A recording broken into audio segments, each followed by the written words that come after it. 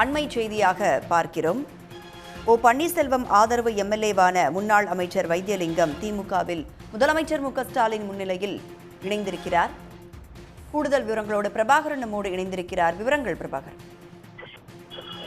அதிமுக முன்னாள் அமைச்சரும் ஓபிஎஸ் ஆதரவாக இருந்த சட்டமன்ற உறுப்பினர் தற்பொழுது இன்று தனது பதவியை ராஜினாமா செய்த வைத்தியலிங்கம் சென்னை அண்ணா அறிவாலயத்தில் திமுக தலைவரும் முதலமைச்சருமான மு.க.ஸ்டாலின் முன்னிலையில் திமுகவில் தன்னை இணைத்துக் கொண்டிருக்கின்றார். அதிமுகவில் முக்கிய தலைவர்களில் ஒருவராக திகழ்ந்த வைத்தியலிங்கம் இன்றைய தினம் திமுகவில் இணைத்துக் கொண்டிருப்பது அரசியல் வட்டாரத்தில் ஒரு பெரும் பரபரப்பை ஏற்படுத்தி இருக்கின்றது.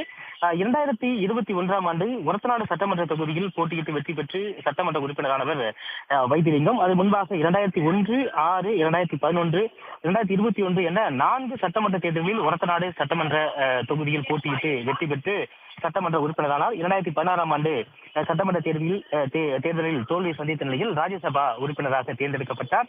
அதிமுகவில் முக்கிய தலைவர்களாக திகழ்ந்த வைத்தியலிங்கம் இன்றைய தினம் திமுகவில் இணைத்துக் கொண்டதன் மூலமாக அடுத்த தேர்தல் களம் என்பது மிகவும் சூடுபிடித்திருக்கின்றது. ஓபிஎஸ் தரப்பில் ஆதரவாளராக இருந்த முக்கியமாக ஏற்கனவே இந்த அதிமுக தொண்டர்கள் உரிமை மீட்பு கழகத்தில் முக்கிய பொறுப்பில் இருந்தவர் தற்பொழுது திமுகவில் தங்களை இணைத்துக் கொண்டிருக்கின்றார்.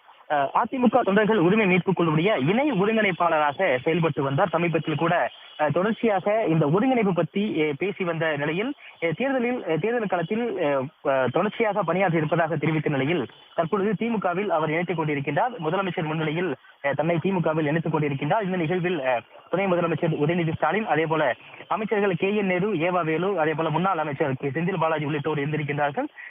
கிட்டத்தட்ட காலை ஒரு 9:15 மணி அளவில் அண்ணா அறிவாலயத்திற்கு நுழைந்த வைத்தியலிங்கம் கட்சியில் உறுப்பினராக சேர்வதற்கான படிவத்தில் கையெழுத்திட்டு அதற்கு முன் அதன் தொடர்ச்சியாக முதலமைச்சர் முன்னிலையில் திமுகவில் தன்னை இணைத்துக் கொண்டிருக்கிறார்.